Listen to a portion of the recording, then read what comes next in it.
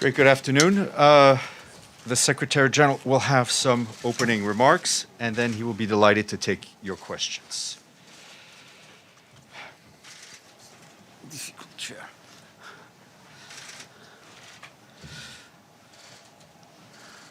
Ladies and gentlemen of the media, thank you very much for your presence, and it is good to meet all of you once again.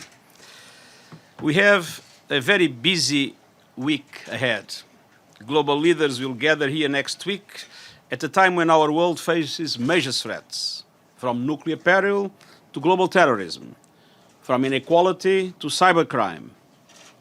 Hurricanes and floods around the world remind us that extreme weather events are expected to become more frequent and severe due to climate change. No country can meet these tests alone, but if we work together, we can chart a safer, more stable course. And that is why the General Assembly meeting is so important. Today, I want to mention two issues at the top of global concerns and two reform initiatives. First, the situation in Myanmar. Grievances that have been left to fester for decades have now escalated beyond Myanmar's borders, destabilizing the region. The humanitarian situation is catastrophic. When we met last week, there were 125,000 Rohingya refugees who had fled into Bangladesh. That number has now tripled to nearly 380,000. Many are staying in makeshift settlements or with host communities who are generously sharing what they have. But women and children are arriving hungry and malnourished.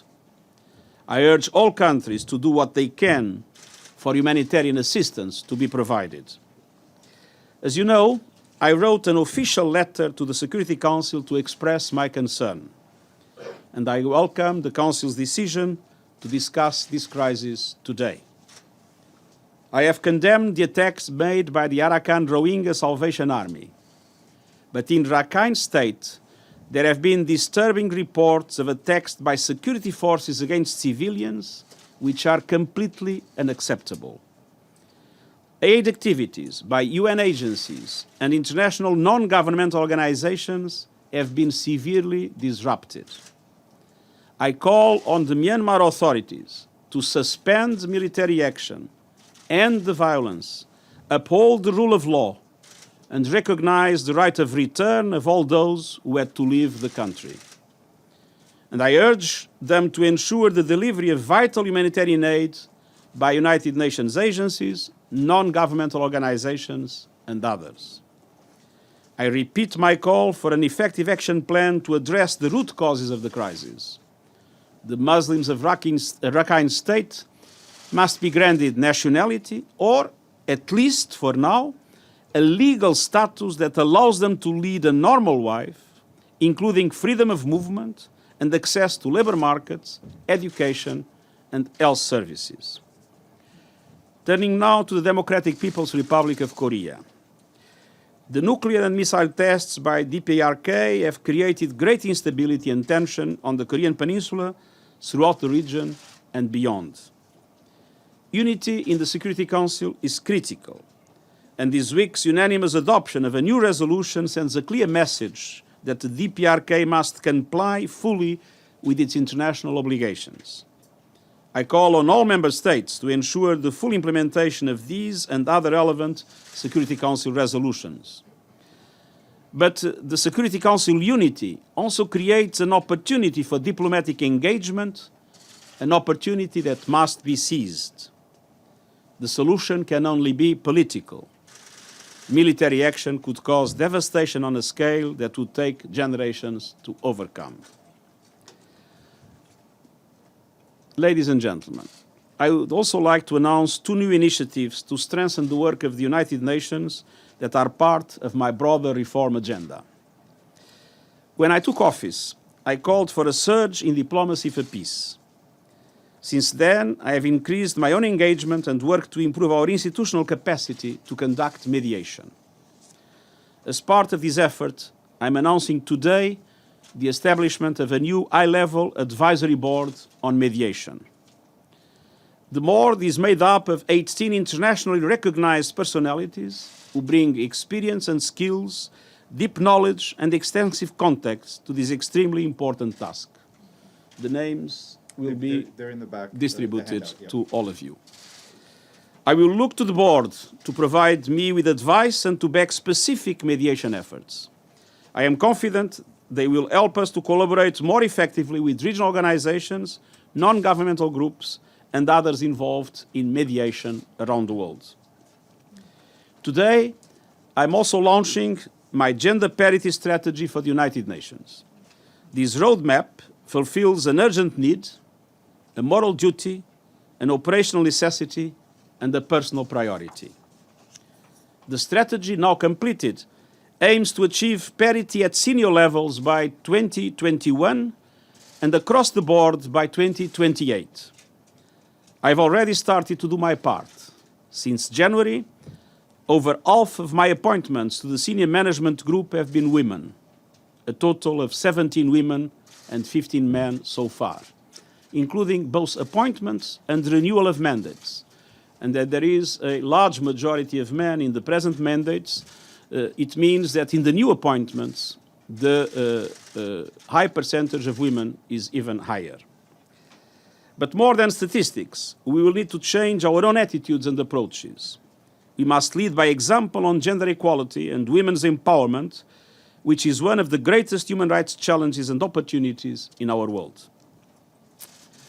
Finally, I know the headline crises rightly fill our screens and working agendas every day, but I want to shine a spotlight on an underreported emergency. In the Central African Republic, we have seen a 37% increase in refugees and displaced people in just the last 3 months. This is grave cause for concern in a country where more than half the population are in dire need of assistance. I hope global leaders will give this crisis their attention during their talks next week. And I would also like to highlight that when we do act together, we can achieve results. The international humanitarian system sounded the alarm earlier this year about the threat of famine in Somalia, Yemen, South Sudan, and northern Nigeria. I remember this was my first press conference in this room. Despite serious food insecurity in these countries, which has tragic consequences, famine as such has so far been kept at bay thanks to coordinated effort by governments, non-governmental organizations, donors, and the United Nations system. And I want to express my deep appreciation to the work of all my colleagues of the UN humanitarian agencies. You, the media, have also played a very important part. Some 13 million people in these 4 countries are receiving life-saving aid each month. We must continue to meet the needs of all those who look to us for support. But this is a reminder that when we act together as United Nations, we can make a meaningful difference in people's lives. Thank you very much for your attention, and now, of course, I'll be able to take some questions. Sherwin? Secretary General, good to see you. Thanks for this briefing, and on behalf of the UN Correspondents Association, good luck for your first UNGA as Chief of the United Nations, and have a lot of hand sanitizer on standby. My question is... I don't need to sanitize. Lots of handshakes. Let me quote you your words last week. I am totally committed to the reform of the UN to make it more effective, more nimble, more able to respond, for people to feel that the UN is working for them. Do you believe, Secretary General, that given the mass exodus of the Rohingya that we're seeing across the border of Myanmar and Bangladesh, that the United Nations has lived up to your words, or is the reputation of the United Nations again being sacrificed at the altar of the Security Council, given its ineffective response to date? I think there are 3 dimensions on these. One dimension is the action of the Secretary General, the High Commissioner for Human Rights, and the other officials that have been very clearly leading what I believe is necessary in order to make the Myanmarese authorities find a way to address the dramatic situation that exists and, as I mentioned, take the necessary measures. On the other hand, it's important to recognize the huge effort of UN agencies and other non-governmental organizations supporting the refugees in Bangladesh in extremely difficult circumstances, you can imagine, with this massive flow. Unfortunately, we are not allowed to do the same inside Rakhine State at the present moment, and one of the reasons of my appeal. On the other hand, I wrote an official letter to the Security Council. I don't know if you are aware, but the last official letter sent by the Secretary General to the Security Council on an issue was in 1989 about Lebanon, which means that this was a very important commitment from my side to ask the attention of the Security Council, and I'm happy the Security Council has introduced it in today's discussion. And I hope the Security Council will be able to have a very clear message in relation to the situation in Myanmar. James? Secretary General James Bays from Al Jazeera. I asked you this question last week, and it's about how you term the violence that's being carried out right now in Myanmar. Your High Commissioner for Human Rights said it seems to be a textbook example of ethnic cleansing. Given the situation has got so much worse in the last week, do you believe this is ethnic cleansing? Well, I would answer your question with another question. When 1/3 of the Rohingya population had to flee the country, can you find a better word to describe it?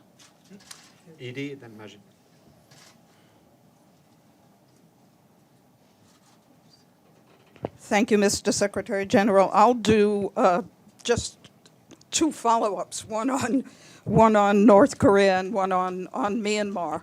On Myanmar, the Security Council has so far failed to agree on any kind of a statement. Your letter was, of course, exceedingly important.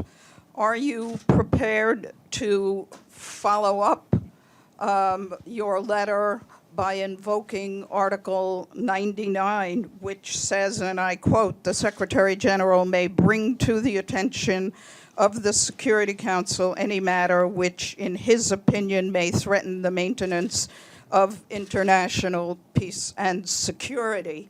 And on the DPRK, diplomats tell me that you've been on the phone constantly trying to work on ways to resolve this crisis. Russia's UN ambassador said after the vote that the United States' unwillingness to include the idea of having you use your good offices to resolve the dispute quote, "gives rise to very serious questions in our minds." So I wonder if you could respond to that, and could you give us an update on your contacts and whether you've made any headway and what you're planning as a follow-up during the GA? Well, first of all, I didn't invoke formally Article 99, but what I did was exactly to draw the attention of the Security Council for the situation, and I've done it officially. And I invoked the regional destabilization that it is taking place. I think we sometimes give too much importance to the formalities. I think the substance is what matters, and I think the substance here was clear. And I hope that the Security Council will indeed have a meaningful discussion. And I had the opportunity to brief the Security Council again yesterday during our monthly lunch. And so this is a matter that I'm following with a lot of interest and a lot of personal commitment. I visited Rakhine State many times in the past, in my past capacity, and this is a matter that I feel very deeply in my heart. The suffering of the people is something that I feel very, very strongly. In relation to the good office of the Secretary General, the good office of the Secretary General can only be implemented when there is a consensus in the Security Council about the need to use them. That consensus was not yet reached or not reached. So, of course, I am available. I am ready to do whatever is considered necessary. But one thing it is clear, a mediation can only take place when the parties to a conflict all want that mediation to occur. Majid?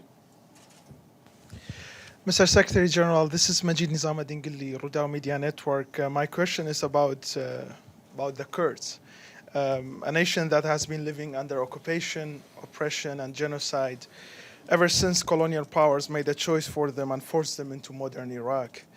Now, for the first time in modern history, on September 25, during Anga, the Kurds want to exercise their right of self-determination.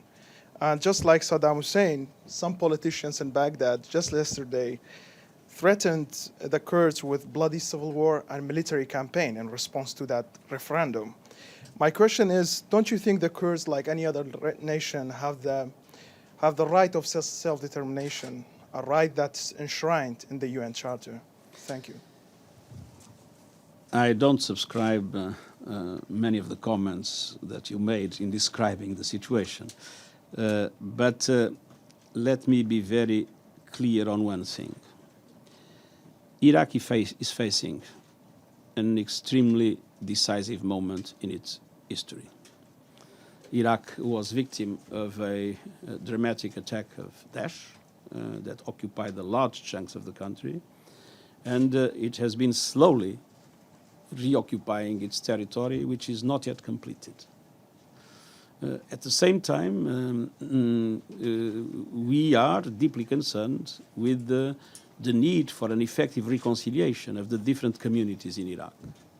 So our advice at the present moment is for an enhanced dialogue, namely between Erbil and Baghdad, to come to an understanding on the near future.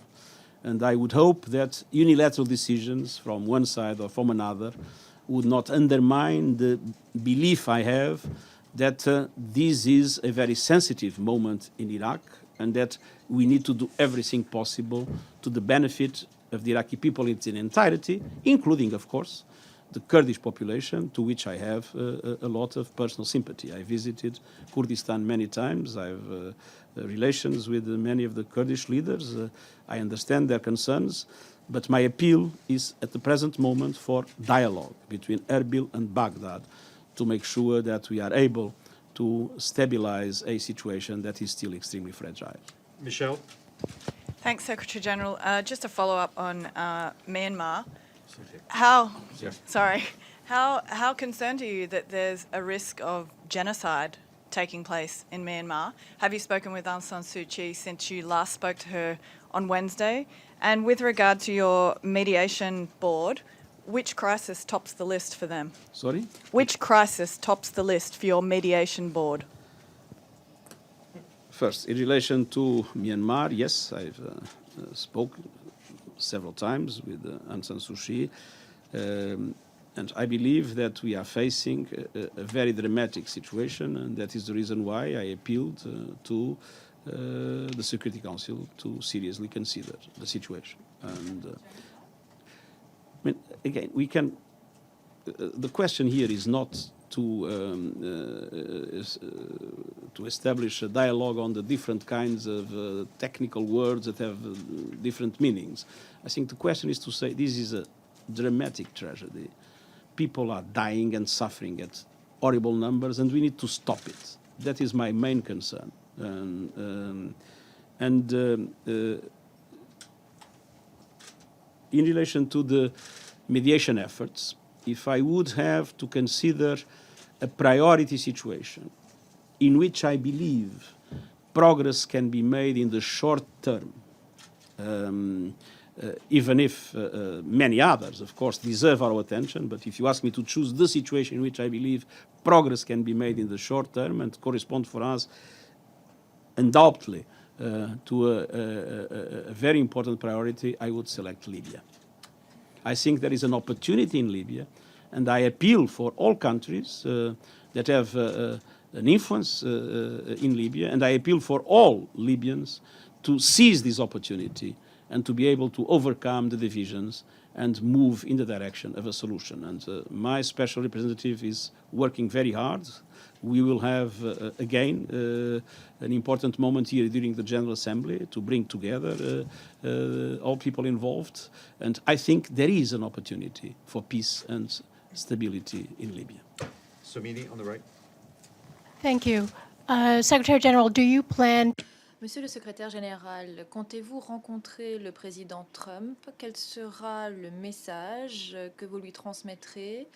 Vous avez fait allusion à plusieurs thèmes, la Corée du Nord, le Myanmar et le changement climatique, dont vous avez également parlé par le passé. Je compte effectivement rencontrer le président Trump. I told you. I think that we need to be able to tell the same thing to everybody that we meet about every issue, because if not, we will not be credible. And in relation to climate change, my position is very clear. I do believe climate change is a serious threat. I do believe recent events have proven it again. I do believe that the Paris Agreement is something that must be implemented by the international community, and with an enhanced ambition. And I do believe that the green economy is not only necessary to rescue the planet, it is also the smart way to look into development at the present moment. Iftikhar. But this is not new. I've said it many times. Thank you very much, Mr. Secretary General. Iftikhar Ali from Associated Press of Pakistan. I originally wanted to ask you about Myanmar, but I now go to another lingering crisis, that is Afghanistan, a country about which you have deep knowledge. The UN, sir, has a large presence in Afghanistan to promote peace and stability, but under the new United States policy, more troops are being sent to Afghanistan to bring about a military solution. Sir, do you think there is a military solution to the crisis in Afghanistan? I don't think there is a military solution to the crisis in Afghanistan, as I don't think there is a military solution for practically any crisis in the world. I believe it is important in Afghanistan to invest in the conditions to create a political solution. I believe that is possible. I believe that means the engagement in dialogue with the relevant parties. And I think that even when the United States have announced their surge, they were also saying that they believe that a political solution is necessary. So it is clear for me that independently of short-term measures that might be taken, the political solution is the long-term road that we need all to move on. Apostolis. Apostolos Zoupagnotis, Cyprus News Agency. Mr. Secretary General. Sorry. Apostolis, wave to us, please. There he is. Yes, sorry. Mr. Secretary General, on July 6th, you decided to close in Grand Montana, Switzerland, the Cyprus Conference, a conference that you have described previously as open-ended. What prerequisites right now you place in order to continue your good office's mission and your initiative? And also, when are you planning to issue your good office's report on Cyprus?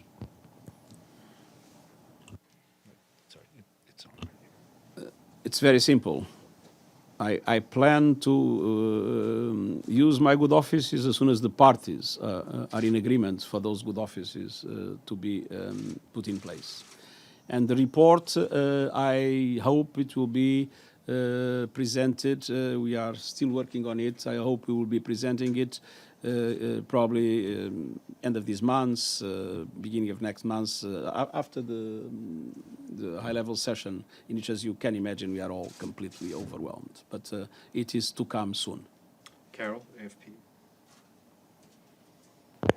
Mr. Secretary General, clearly the most watched leader next week at the UN will be Donald Trump. Can you tell me how do you think he's going to be received at the UN, given his policies, his statements on the organization, his remarks?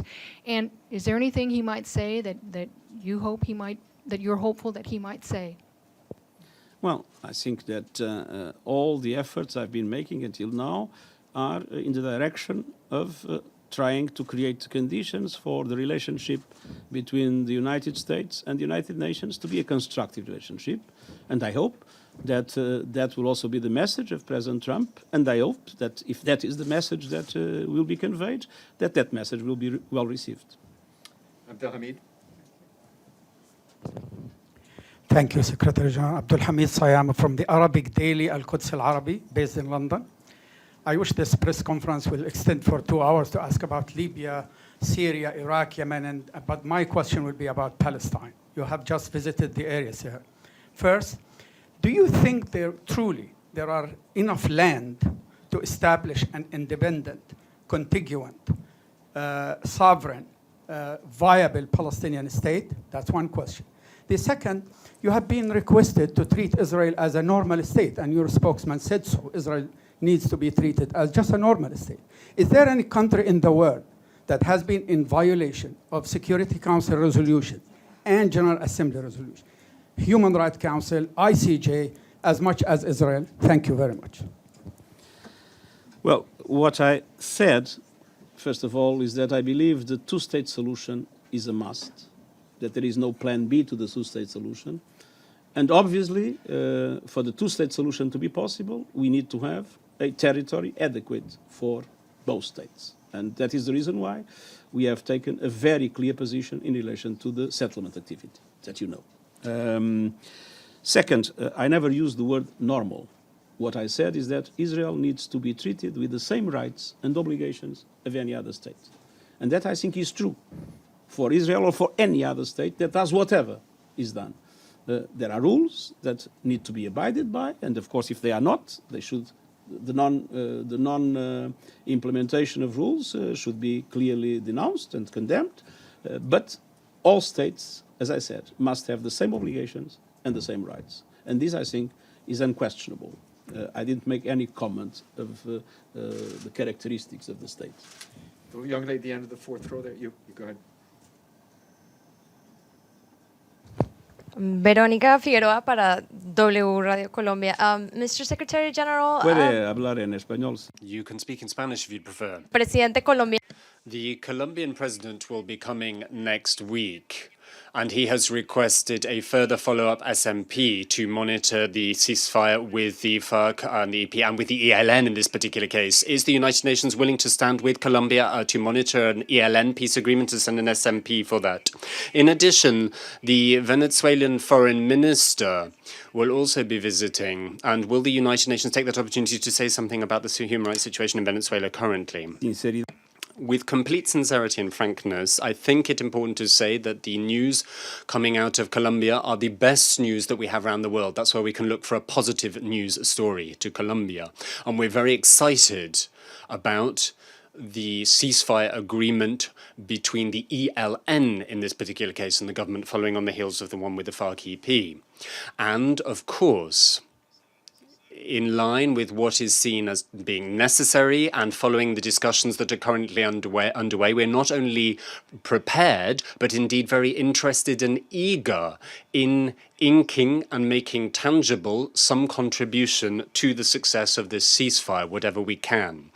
On the point raised about Venezuela, we believe that the negotiations between the government and the opposition are set to resume again in short order, and I'm in very close contact with President Zapatero. And yesterday, I believe that we issued a new declaration or statement supporting those direct negotiations between the government and the opposition. We believe that a political solution with the buy-in of both parties is essential for safeguarding democracy and human rights in Venezuela. Thank you. Nizar Aboud of Al Mayadeen Television in Lebanon. My question is regarding Yemen. Yemen, of course, the cholera is is getting out of control, more than 600,000, as you well know, and the rate of increase is 5,000 or more a day. When do you think that the United Nations should tell the coalition which is carrying out the attack against Yemen continuously, enough is enough? And what else can the United Nations do to alleviate the suffering of Yemenis? What we are doing at the present moment, exactly in relation to that concern, through our special representative, is to try to negotiate an agreement allowing for both the harbor of Odeida and the airport of Sana'a to be open to allow for the humanitarian aid that is absolutely crucial to be able to reach the populations in distress. And the humanitarian situation in Yemen is, as you know, catastrophic. So we are totally committed to try to reach an agreement with the parties to make it possible to have full and effective access for humanitarian aid, which will be absolutely crucial also in relation to the cholera. There are other aspects that he is engaged in, but these two are the most important. But we also believe that this should be confidence-building measures to allow to restart effective political negotiations to put an end to this conflict that is one of the bloodiest and most dramatic conflicts of our time. Sorry, just a quick follow-up. Do you believe that the coalition can really conduct investigation on slaughter in Yemen, or should this be done by international tribunals or any independent? As you know, there are initiatives in the context of the Human Rights Council that are taking place. Independently of that, any party to any conflict can conduct its own initiatives. But as you know, that there is exactly an initiative of this sort at the present moment in the Human Rights Council. Benny Avni. Mr. Secretary General, Benny Avni of the New York Post. So to follow up on Abdul Hamid's question, in your visit to Ramallah, you didn't meet President Abbas. Could you explain why? And he was, I believe it was reported he met Erdogan that day. And also on Trump, there will be a lot of pressure on you from different quarters, including in the United States, to confront him directly on several political issues that were mentioned here. Will that be your style, or are you going to be a little less confrontational? First of all, the reason is very simple. I mean, and I had the opportunity to meet the Prime Minister and a number of very relevant high officials of the Palestinian Authority. The visit went very well, and so I understand that for reasons that have to do with the questions of unity between West Bank and Gaza, the visit of President Abbas to Turkey was absolutely crucial, and I respected, of course, that choice. There is no diplomatic incident at all related to it. On the contrary, there was a very meaningful dialogue taking place. You will be able to listen to my speech in the beginning of the Assembly. And when we listen to my speech, your question will be answered not by opinions I might issue today, but by the proof that is in the words that I will pronounce in the General Assembly. Fethi. Thank you, Mr. Secretary General. Ahmed Fati, American Television News. Back to UN reform. You have announced a short while ago that you're going to be submitting a plan for UN mission in Libya reform. Would that plan or new ideas be sort of a blueprint for other UN missions in order to contribute to the peacekeeping operations around the world that the UN is undertaking? And what will be your message to the member states with regard to the financing of the DPKO, since there are some reductions, maybe not major this year, but for future years we are anticipating much larger reductions from the US side? Thank you.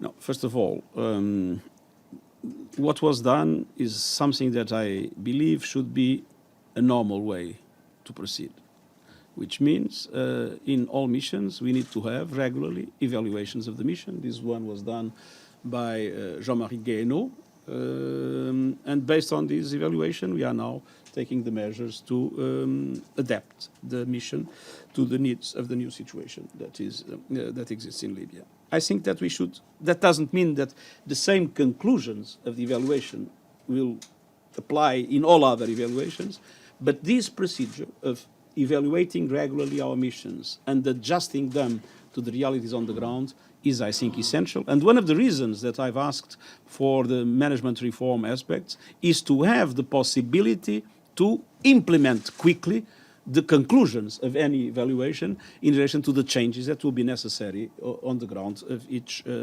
operation. Now, in relation to peacekeeping, I am very keen on preserving the integrity of our peacekeeping operations in all its aspects.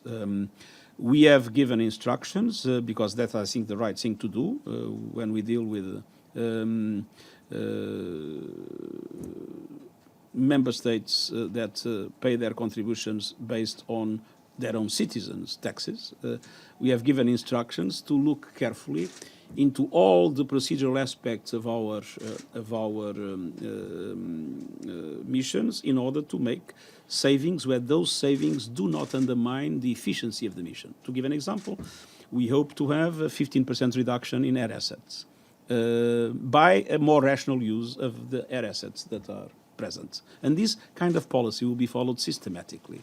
We cannot afford to misspend $1 when all the dollars are necessary, dollars, euros, yens, and whatever other currency, when all the money is necessary to make sure that our missions have the necessary level, equipment, and capacity to deal with the problems of the situations we face in line with the diagnostic of those situations. So my intention is to do everything to preserve the integrity of the peacekeeping missions, but of course to do also everything possible to make it in the most effective and cost-effective way. Gentleman against the wall there. Go ahead. If you could use your microphone. And if I could ask all of you just to limit yourself to one question. Thank you. Microphones, please, for the speaker.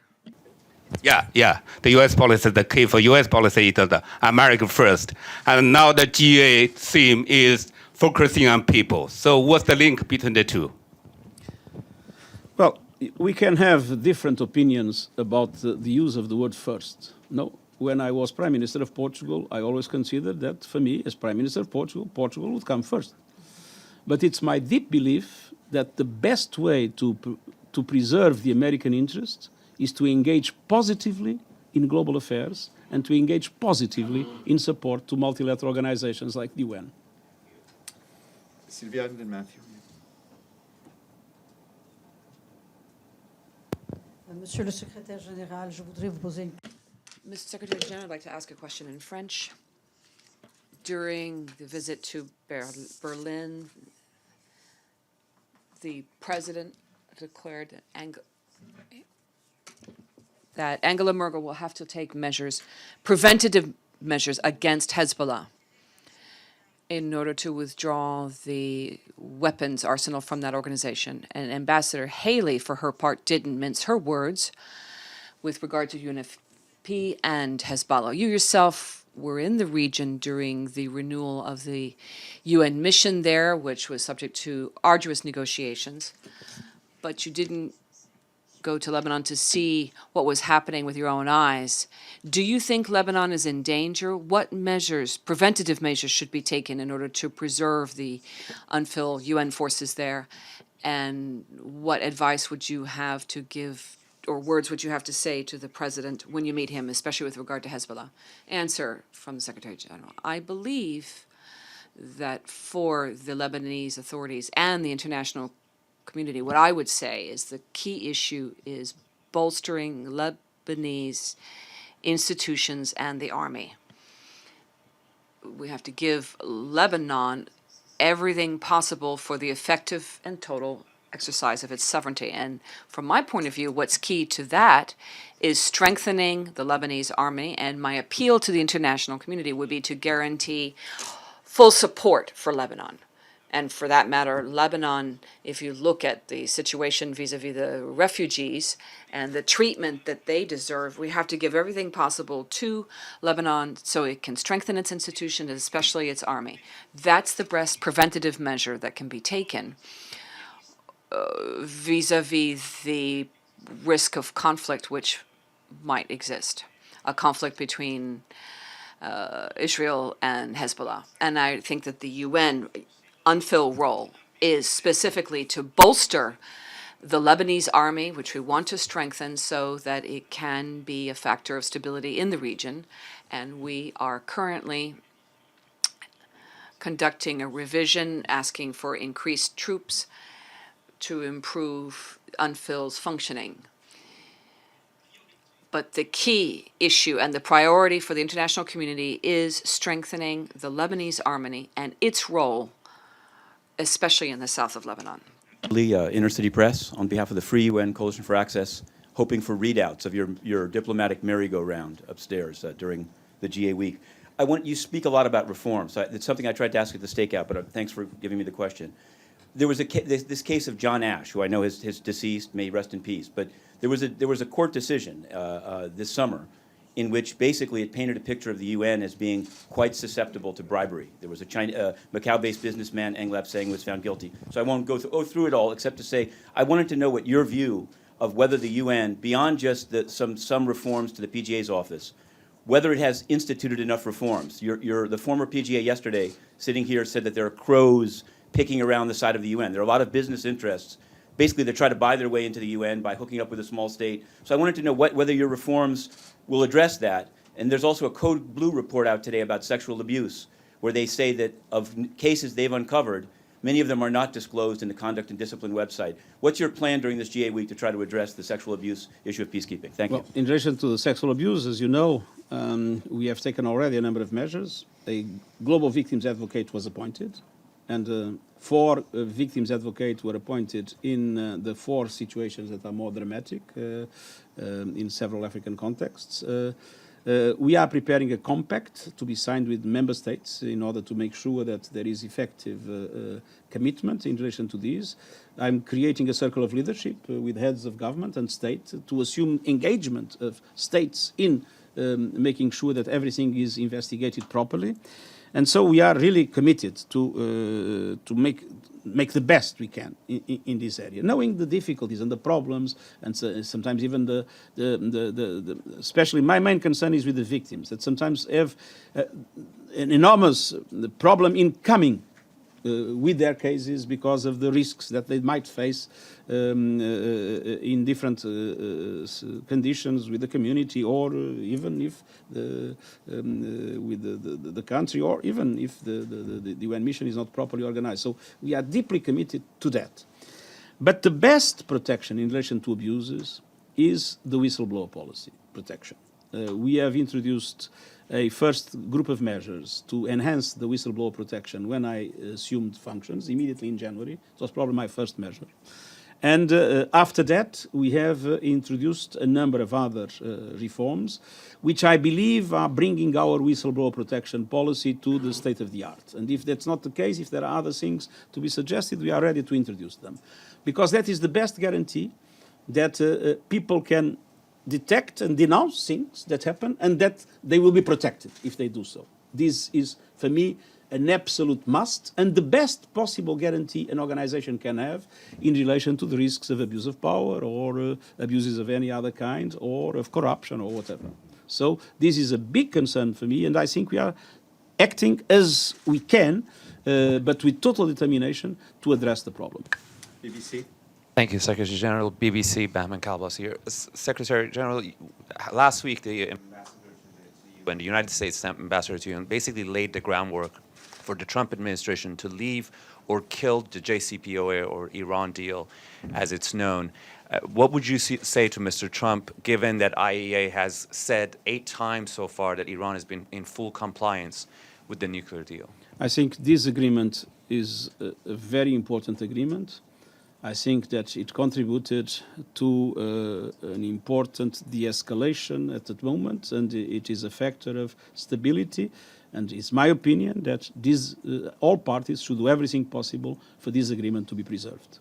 Marie. Monsieur Guterres, Mr. Guterres, a question in French, if you'll indulge me.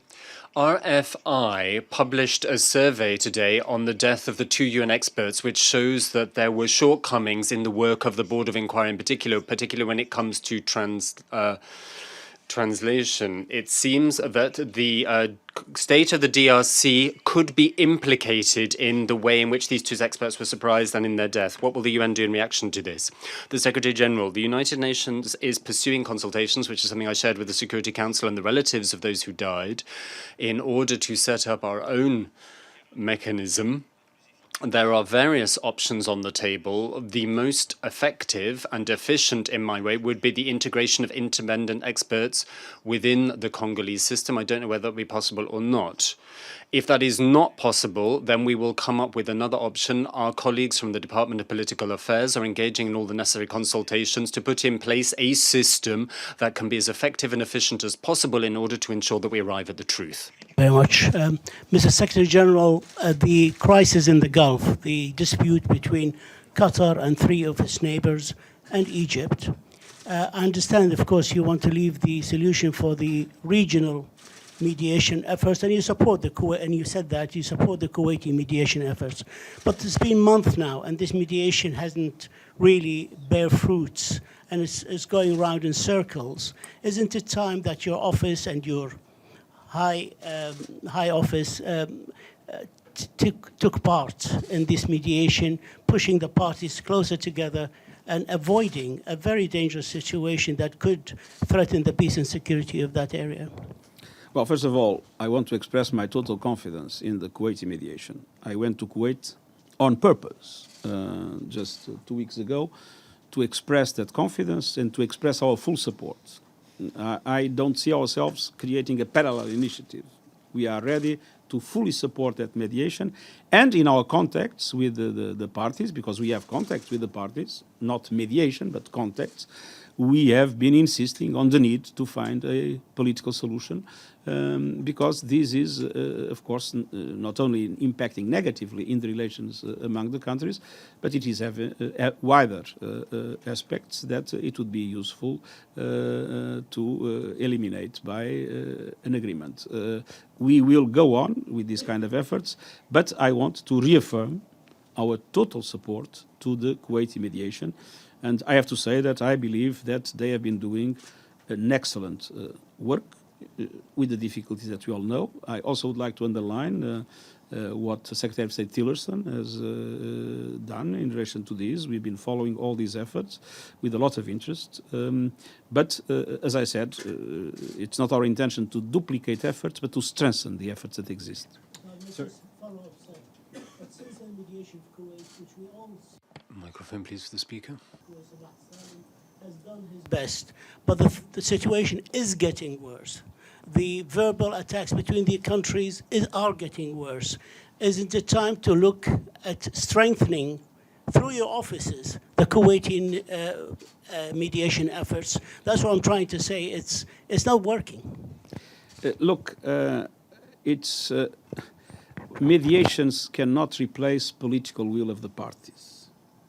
So I don't think it's by duplicating mediation efforts that we will solve the problems. I think what our appeal is for political will of the parties to overcome the situation.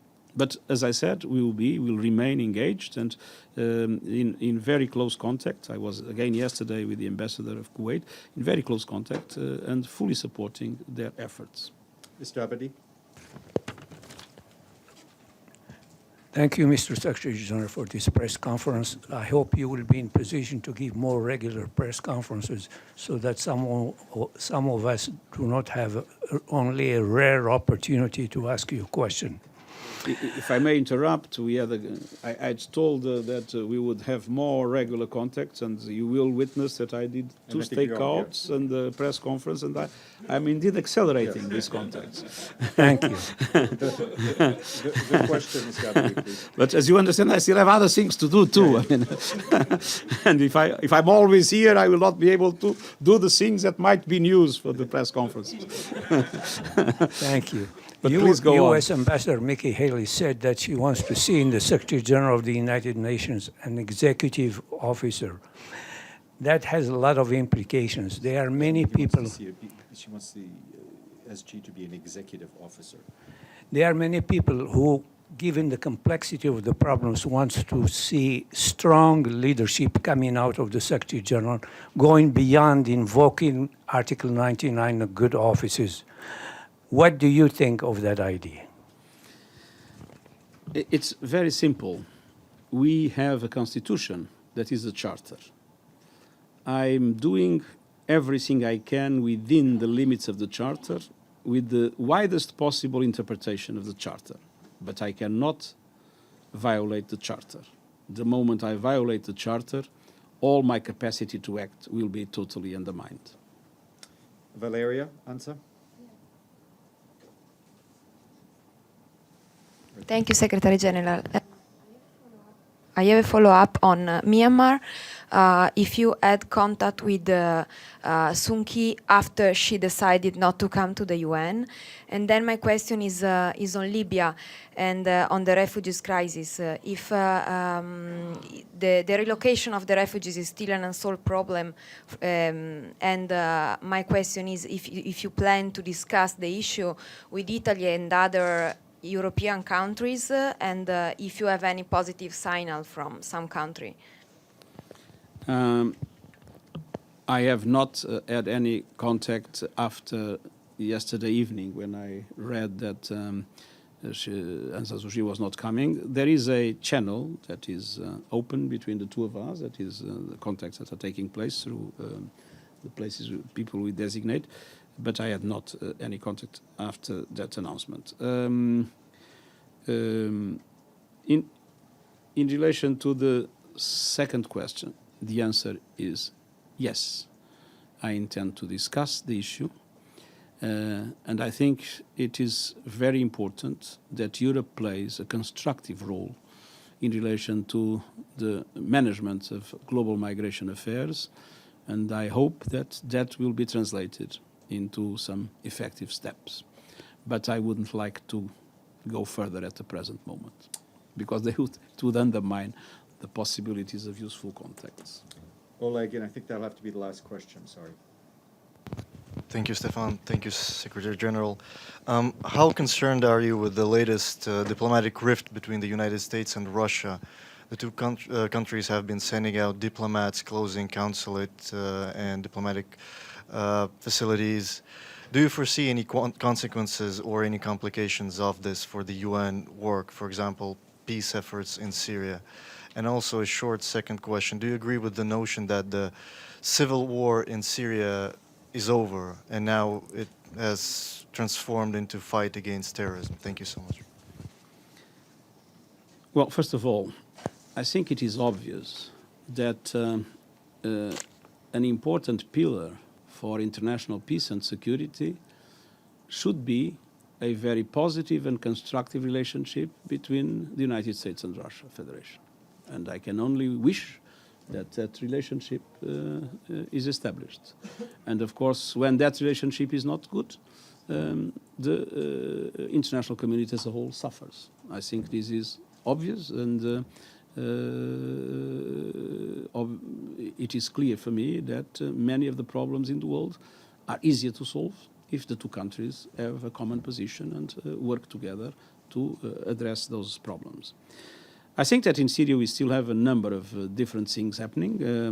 We still have de-escalation zones with some of them with some problems. We still have aspects of fighting. We don't have a political solution between government and opposition. We have a fight against terrorism, but fight that is conducted in different fronts, in different ways. And I think that there is a risk of fragmentation in Syria that is very important to take into account. So I would say Syria still needs a lot of attention of the international community, and I hope that both in Astana and in Geneva it will be possible to make progress in the near future to allow for a political solution to finally be a way to create the conditions to stabilize the country in the future. Great, thank you very much. Thank you. you. And Thank you we'll very much. come down here soon. All the best. Thank you very much.